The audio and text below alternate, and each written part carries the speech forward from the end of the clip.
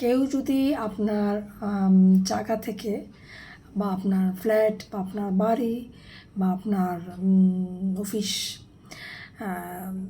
থেকে আপনাকে বেদখল করে দেয়, এই জায়গাটার আপনার মূল মালিক, এই যে ফ্ল্যাট অফিস বাড়ি যেটা বলছি আমি, সেই মর্মে আপনার সমস্ত কাগজপত্র রয়েছে, তারপরেও যদি আপনাকে কেউ সেই জায়গা, সেই ভূমি, সেই বাড়ি, সেই ফ্ল্যাট বা সে অফিস থেকে আপনাকে বেদখল করে দেয়, আপনাকে মানে ঢুকতে না দেয় সেখানে, তখন আপনি কি করবেন? তো সেই যে কারণে আপনাকে বেদখল করে দিয়েছে সে কারণটাকে জানবেন।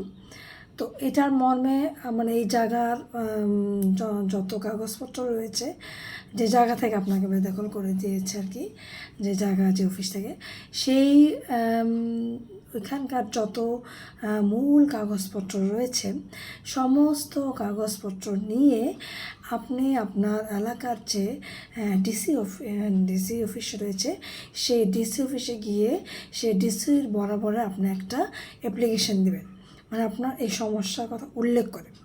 এটা আসলে 2023 সালে ভূমি আইনে একটা আইন পাশ করা হয়েছে এবং ডিসিকে সেই এক্সিকিউটিভ পাওয়ার দেওয়া হয়েছে সেটাকে নিষ্পত্তি করে দেওয়ার জন্য, ডেকে, বিপক্ষকে ডেকে। তো এটা করার কারণে দেখা গেল যে আপনি অনেক দিক থেকে কিন্তু আপনি রেমেডি পাচ্ছেন। যেমন আপনি কোর্টে গিয়ে মামলা করতে হলো না, তারপরে আপনার কোর্টে যদি একটা সিভিল মামলা করতে চান, তাহলে দেখা যায় সেই জায়গাটার উপরে ভিত্তি করে সেখানকার মানে কোর্ট ফি ধার্য করতে হয় কোর্টের মধ্যে। তারপর একটা সময়ের ব্যাপার, সময় আপনার নষ্ট হলো না।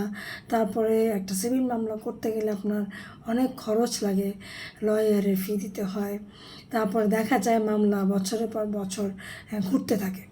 তো ওইসব কারণ চিন্তা ভাবনা করে 2023 সালে ভূমি আইনে এই আইনটা পাশ করা হয়েছে এবং সেটার পাওয়ার দেওয়া হয়েছে অত্র এলাকার ডিসি সাহেব যে রয়েছেন, সেই ডিসি সাহেবকে সে এক্সিকিউটিভ পাওয়ার দেওয়া হয়েছে সেইটাকে মানে সমস্যাটাকে সমাধান করে দেওয়ার জন্য। তো এর কারণে, এর ফলে আমরা অনেক দিক থেকে আমরা রেমেডি পাচ্ছি। সময় বাঁচলো, টাকা বাঁচলো, তারপরে বছরে বছর ঘুরতে হলো না।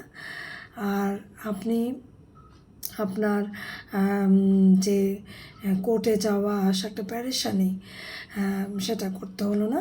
শুধুমাত্র যে এলাকার আপনার জমি নিয়ে সমস্যা, জায়গা নিয়ে সমস্যা, বাড়ি নিয়ে সমস্যা, ওই এলাকার আপনার যে ডিসি সাহেব রয়েছেন, সেই ডিসি সাহেবের কাছে গিয়ে আপনি আপনার সমস্ত মূল কাগজপত্র নিয়ে তো তার বরাবর আপনি একটা অ্যাপ্লিকেশান দিবেন। সেই অ্যাপ্লিকেশনের ভিত্তিতে যখন আপনার ডেট পড়বে শুনানির জন্য, মানে ডিসি স্যারের কাছে, তখন আপনি আপনার সমস্ত